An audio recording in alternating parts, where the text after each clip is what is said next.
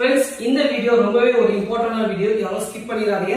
Suppose உங்களுக்கு யூஸ்ஃபுல்லா இல்லையா, யூஸ் ஆகுறவங்களுக்கு ஷேர் பண்ணி விடுங்க.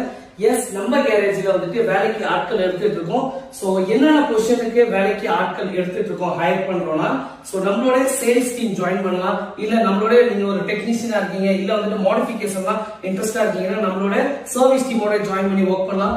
இல்ல வந்துட்டு நான் 10th 12th பாஸ் பண்ணியிருக்கேன், நான் ஜஸ்ட் ஏதாவது உங்க கூட சேர்ந்து ஒர்க் பண்ண மெட்ராஸ் பைக்கர் டீமோட சொன்னீங்கன்னா டெஃபினட்டா we are here to give good training and work for you guys.